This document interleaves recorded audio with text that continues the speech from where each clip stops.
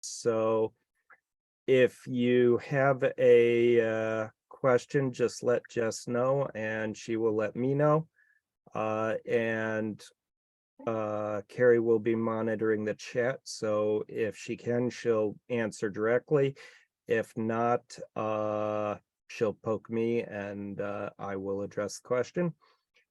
We don't stand on ceremony, so feel free to interrupt.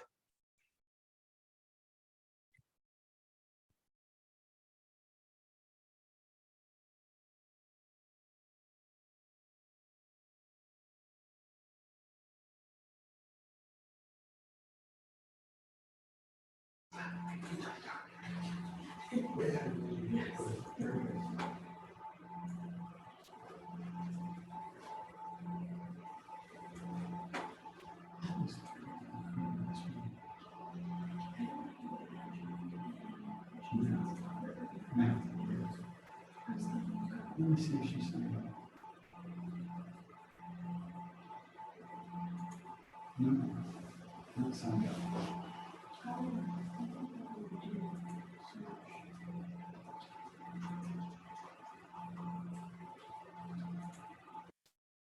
So yeah, we'll give it about 2 more minutes, then we'll dive into things.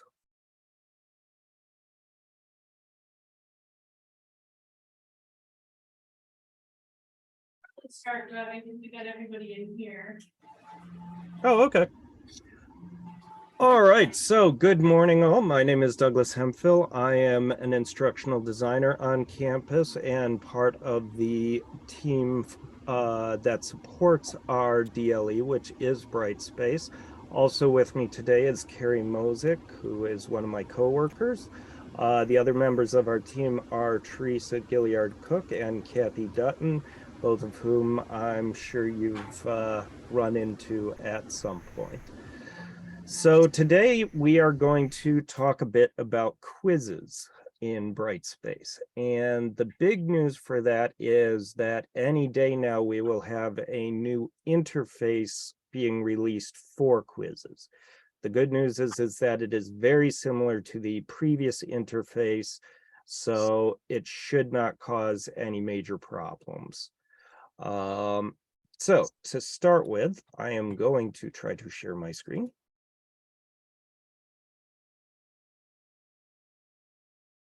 And so now you should see one of my test courses. Now, the way Brightspace works, there are many winding roads to get to Rome. So I am going to show you one way of doing things, but there are other ways. There is no correct way per se, as long as at the end of the day, your students are getting what they need. So if what I do isn't exactly the way that you do it, that's perfectly fine. So in my case, what I usually do is start with course tools. So I'm in my course. I should actually start with that. So you'll start with landing on your Brightspace course. So this shows all of the courses that you're in, and you can just click on one of your courses to go into it. And now, as I said, I tend to start with course tools. And in this case, I'm going to create a quiz. The terms quizzes and exams are fully interchangeable, so don't worry about it. Now, the first thing I actually want to touch on briefly is the question library. So this works just like the question library did in Blackboard in terms of you can put a bunch of questions into here and pull them into other locations. And this allows you to do things like easily randomize the selection of questions and things like that. The most common place we see these used is if you're pulling in resources from a textbook. This is almost always where they will go. Now, if you are using questions from a textbook, they should provide you with detailed instructions, but you can always reach out to one of us through help@oswego.edu, and we will help you get them get them put in properly. So that said, I'm going to leave that from here and look at creating a new quiz. So I'm simply going to click on the new quiz. And here you will see the new interface. And just to give you an idea,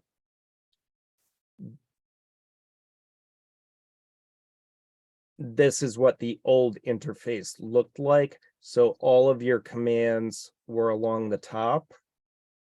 Once we turn on the new interface, all of the commands will be right on the side. That's really the biggest difference. So anytime I create a test, I'm simply going to start by giving it a name.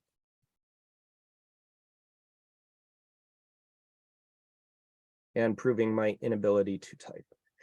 Now, the first thing is, do I actually want this to be a graded test? It is entirely possible to have a test that is not in the grade book and is simply a self-test for students, or essentially a survey that has no weight in the course.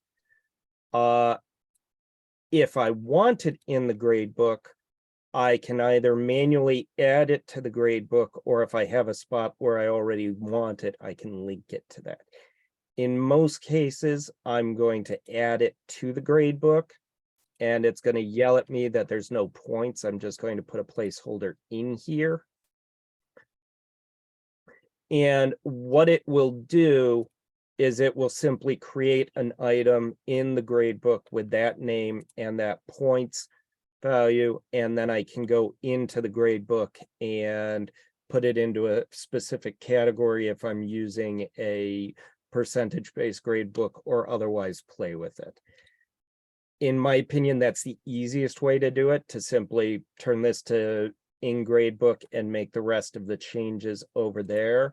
You will notice there's the option to edit it, and you can do some extra stuff here, but again, my recommendation would be to make the changes in the grade book itself. And then we have the ability to add a due date that works just like what it looks like. And this will automatically be added to the course schedule. So the system will remind students that, hey, you've got a test coming up. The description, this is a general description. So you do not have to put anything here. But these would be instructions for the exam. So the most common thing would be something like, this is a multiple choice exam. You will have 40 minutes or something like that. Then we get to actually creating questions. Now, at existing, this is if I had stuff in my question library. This is where I would pull it in.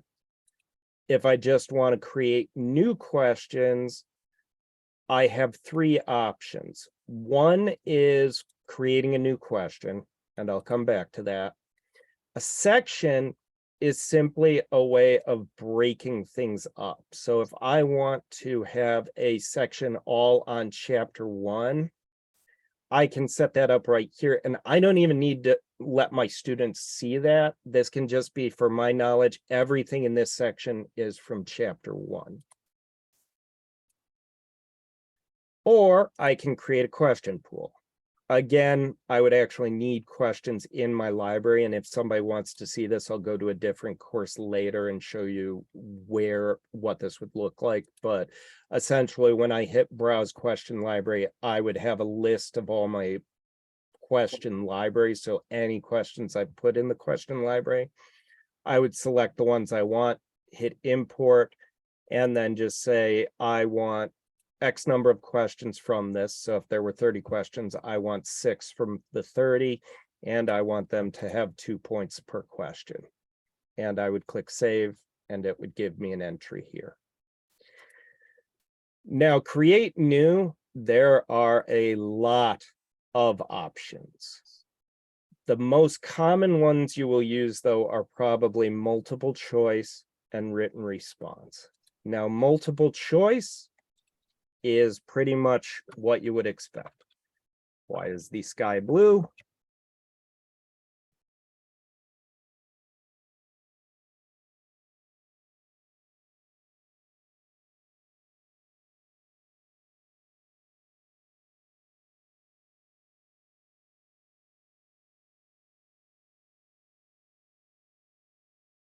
I'm really doing well today.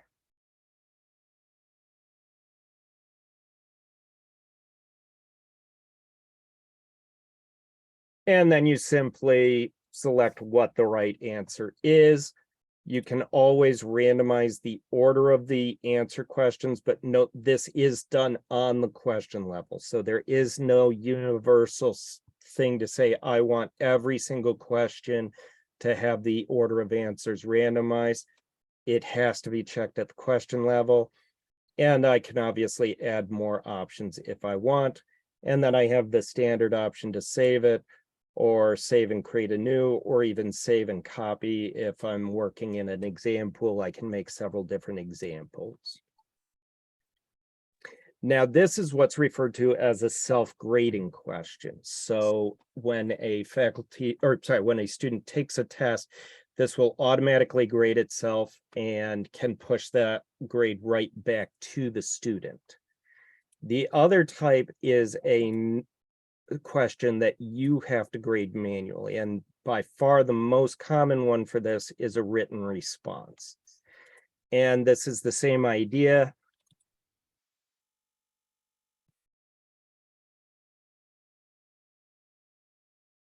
Now, what's a little different with this one is how much control do I want to give my students? So do I want them to be able to insert images or attach a document?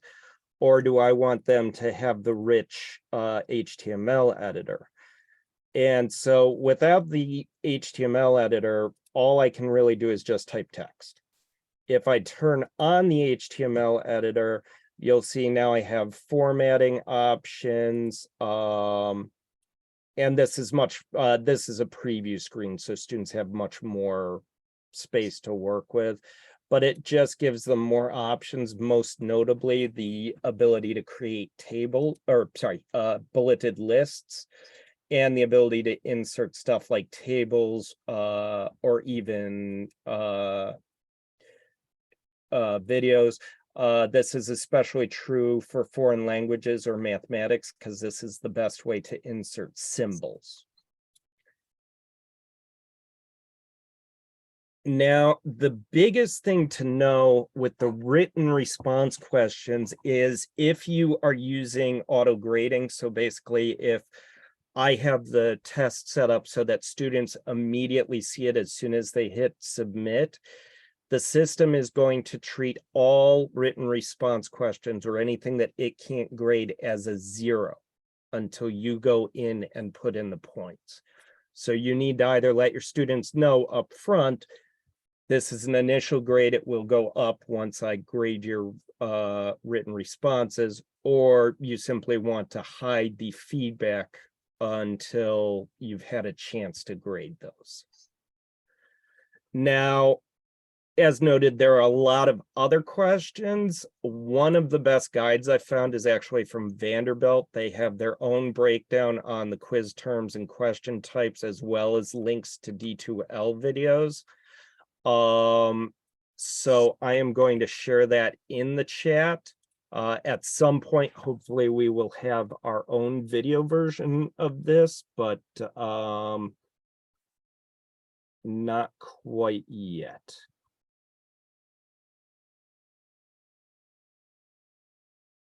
So that is the very initial step of just creating a quiz. So at this point, if I were to hit save and close, I have a quiz.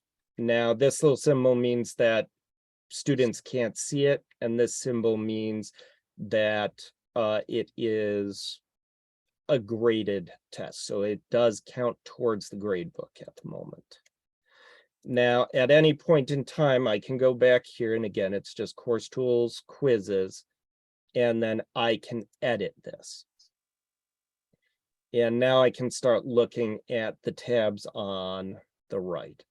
So each of these tabs can be made larger or smaller just by clicking on them.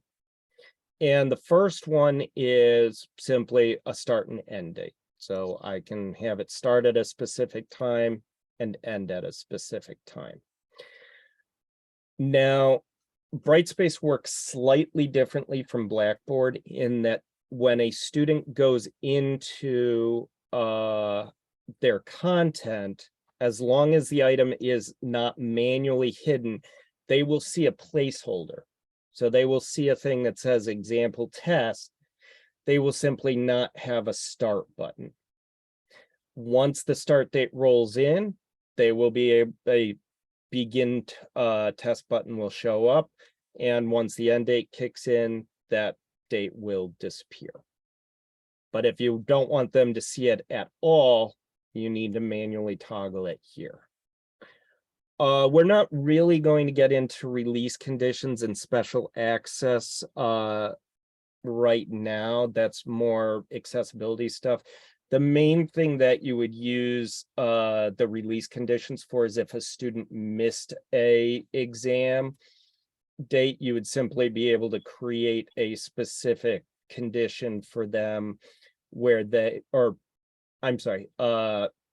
you'd use special access to create an option for them where they could take it on a different day from everybody else. Release conditions are kind of their own whole session. That's where if I wanted a student to have to complete one assignment before they had access to the next assignment, et cetera, et cetera.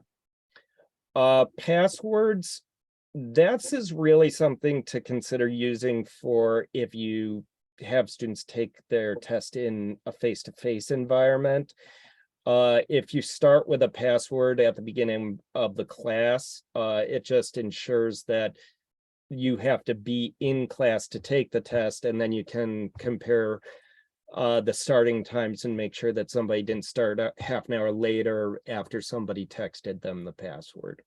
And also this tends to only be a really an issue in really big classes, but that's the main use for the password is if you're doing face-to-face courses to make sure people are actually in the class taking the test. And IP restrictions we really don't use. This would be if you really needed a secure environment and you had access to a computer lab. You could work with CTS to get the IP restrictions so that you had to be in the lab to take the test. Timing and display. This is the classic, how long do students get to take the test? So I just click manage time limit. Now, I would always go with the enforced time limit if I'm going to put a time limit on it. Just me personally, I don't see a lot of use for saying, yeah, I think this should take you 120 minutes. But if it takes you 6 hours, that's fine. So usually I will use enforced time limit. I usually don't put a grace period in, but you certainly can. All it does is if I have a grace period, it will tell students, hey, you've hit the time limit, but it'll give it 5 minutes or whatever your grace period is before it actually says it's late in the system. And I would always change it to the second option, which simply tells the student you can't continue doing work anymore. The other two, I guess you might use the first one if you said you can go overtime, but you'll have your points reduced. And the last one, I'm not sure I would ever use, but if you have a situation where you want to use them, they are available. Be aware that it is possible when you're using this option that students, for whatever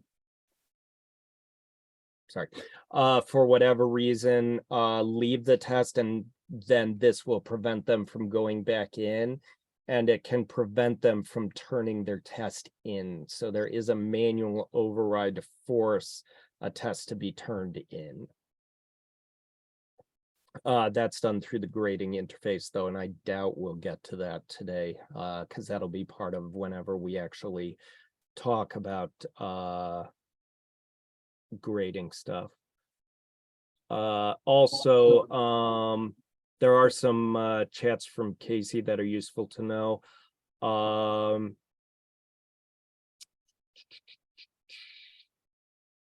Yeah, you can use the short answer as a automatic graded version of written response. It just takes a little upfront work. And he and Jeff Schneider are also going to be talking about release conditions and special access tomorrow at 11:30. Let me get back to the question on extended time. There's a really, really easy way to do it, but it's not done through this screen, but I will talk about that. Paging is the standard. Do you want questions broken up somewhere? Do you just want all the questions displayed together? There's different schools of thought on it. I leave each to their own decision. And then usually I do shuffle questions. The main reason you wouldn't want to shuffle questions is if you had a series of questions that were dependent on each other. So like based on your answer from the one above, do this, then this, then this. One neat thing though is if you are using the sections, you can set this for the entire quiz, but tell the section don't shuffle this particular section. Again, I've never had a reason to turn this off, and I've never really used hints. So you can provide a hint to the question, but I've just never done it. And again, you can largely ignore the headers and footers. Now for attempts and completions, this one's actually very straightforward. How many times do you want them to be able to take the test?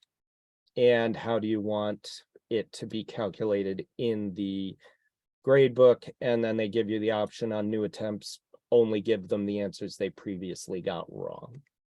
I think that's pretty straightforward. Categories, largely you can ignore these. This is a bad case where Brightspace uses the same terminology in two places. This has nothing to do with gradebook categories. This is a way of sorting stuff for yourself that students don't see. So let's say you had a weekly quiz, you could have a category that grouped all your weekly quizzes and then a category for your exam. One case where I did just use them was a faculty had weekly quizzes they used during the regular semester, but didn't want to use them during the winter semester. So I just dumped them all into a category for unused quizzes, but it's purely an organizational tool. Notification tracking and completion tracking. These notification email is simply the ability to be notified at a specific address when a test is done. Manage completion tracking is based on how well a student does and is somewhat connected to release conditions, but basically I can say this student won't officially pass this until they get at least this grade. Again, usually we just leave this on default and let it do its thing. Now, evaluation and feedback is occasionally the fun one. Auto-publishing results immediately upon completion is what you would usually do for an auto-graded quiz. The only real danger to this is, again, if you have long answer questions that are being treated as 0. So if you don't want students to immediately see how they've done, just leave that off, and there's a manual publish option as you grade. However, you always want synchronized to gradebook turned on, because otherwise, if you make a change in a student grade for whatever reason, it will not go into the grade book if that is unchecked. And then the rest is, what do you want students to see? So this is your initial settings. So do I want students to see how they did? If it's an auto-graded test, yes. If I need to go in and do manual changes, I'm just going to turn that off. And then do you want them to see no questions, or the questions they got wrong with correct answers, the questions they got wrong without correct answers, all the questions with correct answers, all the questions without correct answers? Now, I can also change this over time. So I can leave these settings as, let's say, I don't want them to see anything immediately after they take the quiz, but then I can add a new view. And I can say, on this particular date, I'm going to allow them to see the grade and all the questions and the correct answers and the class average. And so now I've got my primary view and a secondary view that will activate on a specific date. Last but not least here is manage learning objectives. We aren't really using learning objectives at this point, so I'm not going to get into that. And then if I'm ready for this to go out to students, I can simply make it visible, at which point it will default to whatever my start and end dates are. So now I've successfully created a test. The last thing I need to do is actually let my students have access to that, which means putting it in content. So I'm going to take a folder and I'm just going to go to existing content, click on quizzes, and just click on the quiz that I want. And it's right there. So that's all I have to do to push the quiz out. Now, I was asked about timing. If a student needs extra time, by far the easiest way to deal with this is to go to the roster. And let's actually go to a course that has some people in it. So use course tools, go to the roster, and pull down the name of somebody, and you will see this option to edit accommodations. And then you can simply say, I want to modify the time limit either by a modifier, so they automatically get 1.5 times or 2 times, or I can say, I want them to get an extra 30 minutes on every quiz, and that covers every quiz in the entire class. Once I click save, I will get a little indicator by their name that says that person has an accommodation.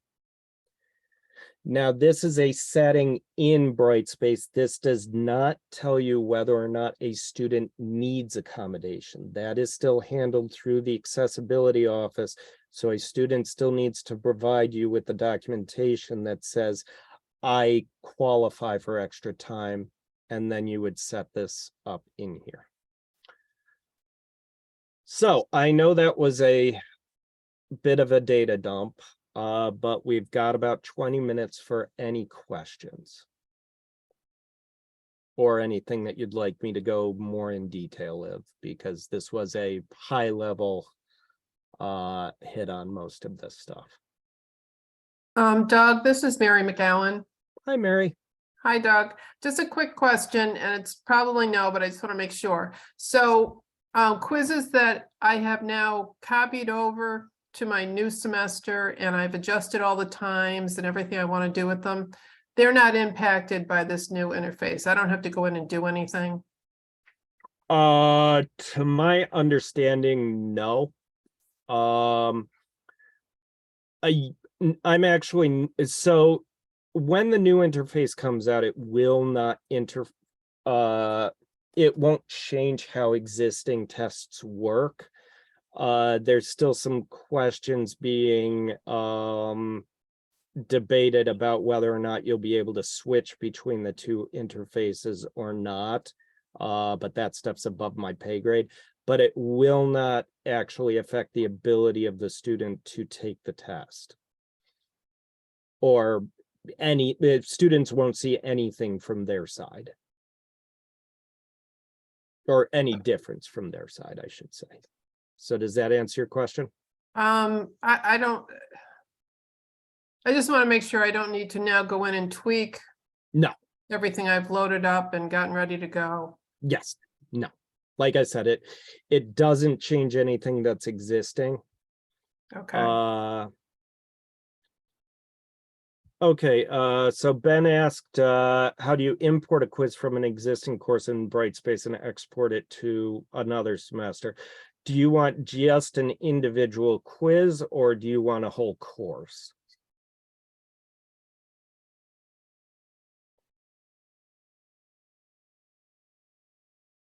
Okay, so you go into the course that you want the quiz to be in. And you go to course tools and course admin. And then you're going to go to import, export, copy components. Now you're going to use this first option to search for an offering and you will get a pop-up. Hang on, I'm going to have to reorganize my screen slightly.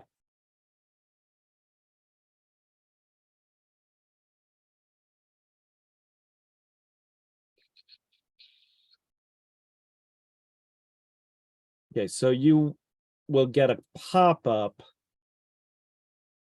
And most of us at this point don't have enough courses where it matters. We can just hit search and see everything, but I do have a lot of courses, so I'm going to search for something. And I just copy this or grab that. And this is where I'm copying the material from. Now, if I wanted the whole thing at the bottom, I would click copy all components. In this case, I'm just going to click select components. And it's going to chew for a second while it thinks about the course. And now I would just go down and find my quizzes. And then I would say select an individual quiz to copy. And I'd click continue. And then I can just grab the quiz and copy it over. Now, if you have question banks, you're also going to have to grab the question bank that goes with it. So in that case, I would go to my question library and also grab an individual item out of there. And it'll go through each of these for you. So first, it's going to show me all the stuff in my question bank. And I'm just going to grab some of the intellectual integrity quiz stuff. And then it'll give me all my quizzes, and I only have one quiz in here, so I'm going to grab that. It'll ask me, are you sure? I usually do the dates manually, so I don't bother this, but it's telling me this is what's coming in from the question library. This is what's coming in from the quizzes. And I hit finish, and that item will now be in my new course. And if you ever need a hand with that, just drop in on our office hours or send us a help and we'll walk you through it. There is also documentation on it that we can send you. Now, once it's done, it's now in my quizzes. So there it is. But note that it is not in my content area and it is not linked to the grade book yet. So it's just a quiz, not connected to anything. Okay, Mamta, I've seen your hand up for a while. Hi. So can I share my screen over here? Give me a sec. Okay. And please let me know if this is Actually, I think Jess, I think you have to, oh, there you go. So this is something from my winter course. There were 3 quizzes, quiz 1, 2, and 3. Mhm. There were no problems with quiz 1 and 3, but quiz number 2, somehow half of the class could see it and half of the class could not see it. What did I do wrong? That's my basic question, and I can click anywhere you would like me to. Okay, click the pull down menu Okay. and click edit, click view topic. Mhm.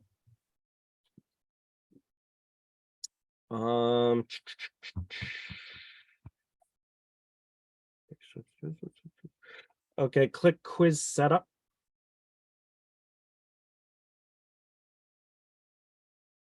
All right, now this is the old interface because again, the new one hasn't been turned on. Yeah. Click restrictions for me. It has due date, it has start date, it has end date. Yeah, half of the presumably class those are- could see it, half of the class could not. So I had to, the group of students who could not see, I asked them to go to their calendar, and that's where they clicked and they could see the link, but somehow it didn't appear otherwise. Okay, keep going down to the bottom. Selected users with special.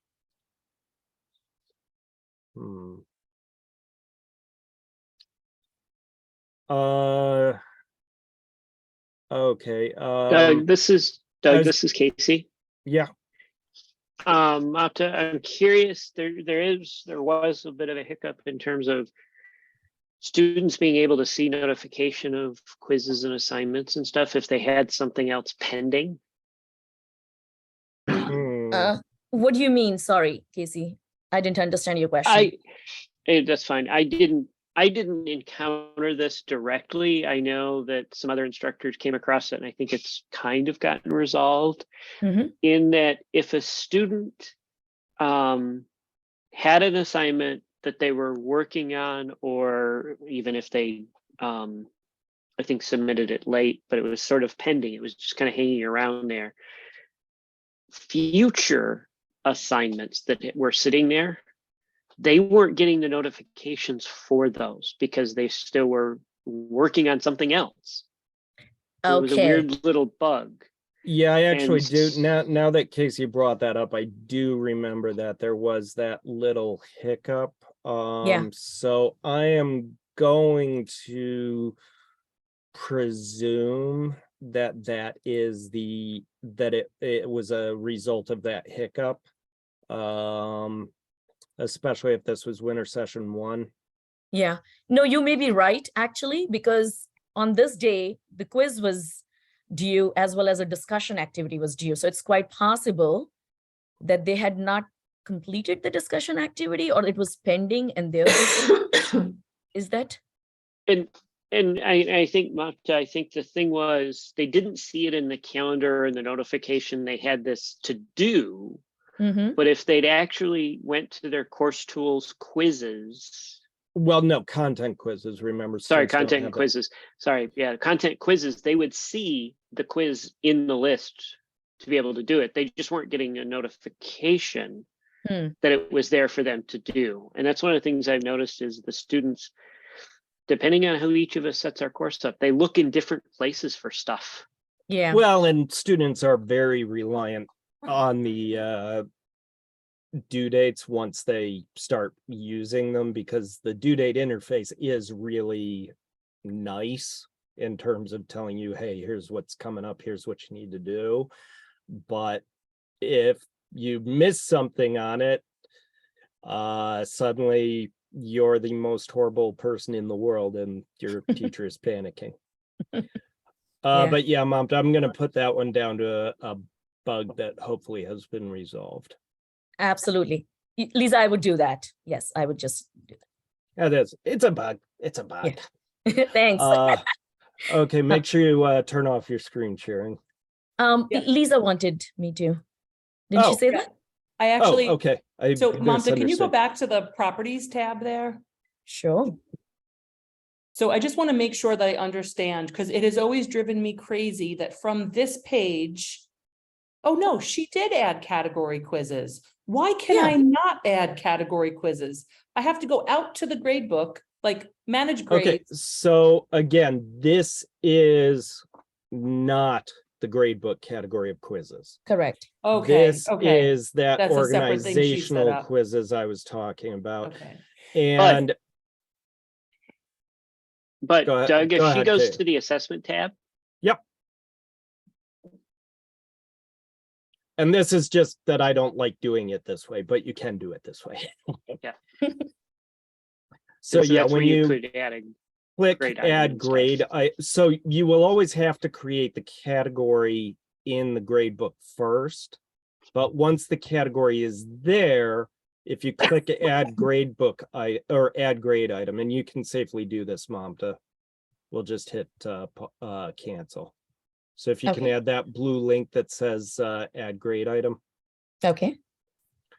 So now see if you scroll down a bit, there's the category. And if that category has been created in the grade book, it will show up here. Okay, you know what? I may not be scrolling down enough because I usually just put the name in there and then I'm on to the next thing. So I'm just okay, not yeah. scrolling down enough. Yeah.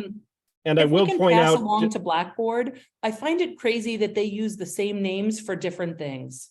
oh, I guarantee you that that is on the list. And apparently, yeah, go ahead and hit cancel here, Mompton, and then cancel out of this screen. I can tell you the thinking was that these were all different ways of categorizing stuff. One was a way of categorizing quizzes, one was a way of categorizing grades, one was a way of categorizing assignments. It has been expressed to them by a great many people that that's not how normal people think, or at least not how we in academia think of it. So there was actually a logic behind it. It just was not a logic that works well for us. So it is a known statement. It is a request. However, because it does not directly affect the function, it's probably a relatively low-level request. Plus, Brightspace is currently and most of SUNY are fully wrapped up in the Wave 2 campuses. So I would guess anything that is not a burning issue or was not already in development is probably going to be a while before it's developed. Now, the bright side is they are listening to us. They're accepting our feedback. They're being very communicative. And they are doing their best to work with us, which was an issue that we'd had with unnamed previous vendors, was that they just weren't listening to us. So, Doug, Pat had a question about what written response looks like for accessibility purposes. If you want to go into my practice course, I've got a. well, do you want to share your screen? Sure, I can do that quick. Because I think you're set up as co-host as well.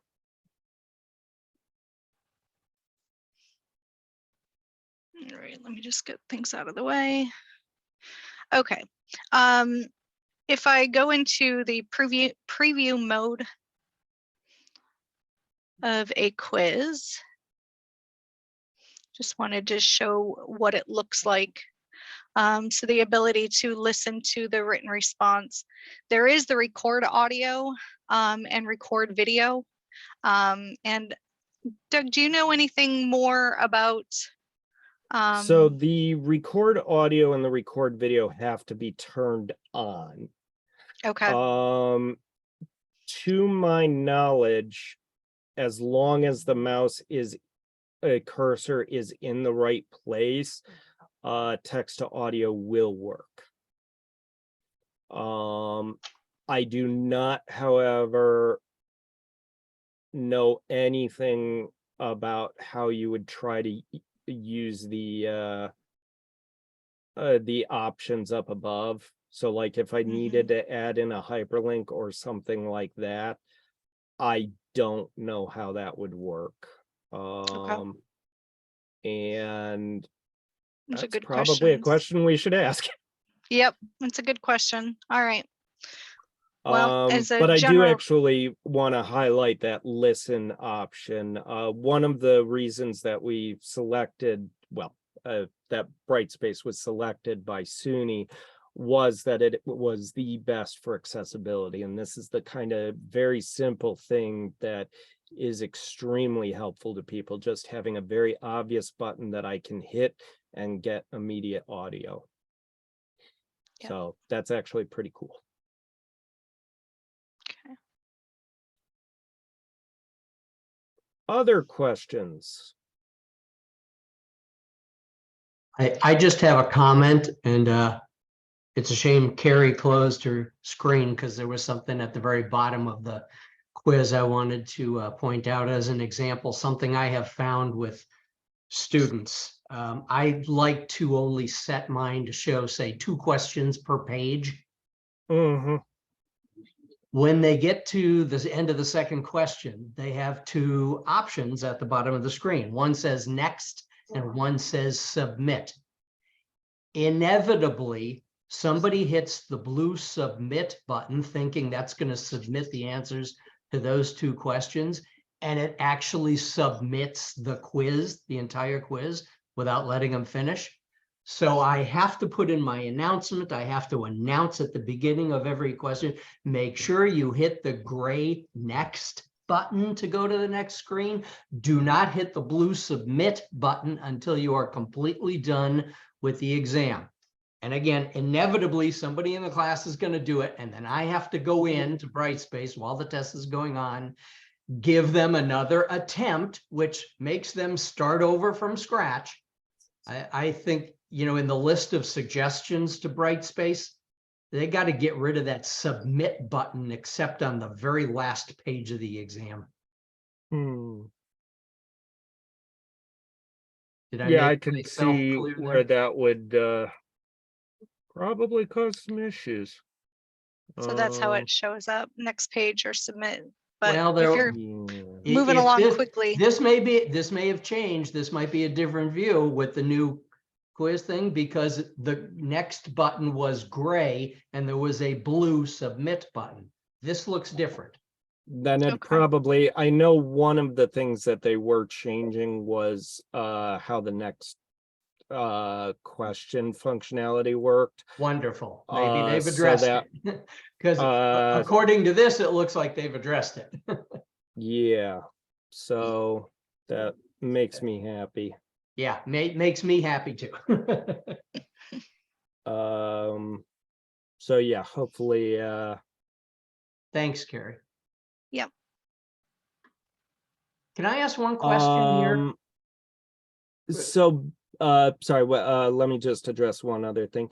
Ben, the current existing intellectual integrity quiz is actually outdated because it has not been updated to reflect the latest change of the intellectual integrity policy, because there's been deployment issues with that because of shakeups in student affairs and who they and their staff.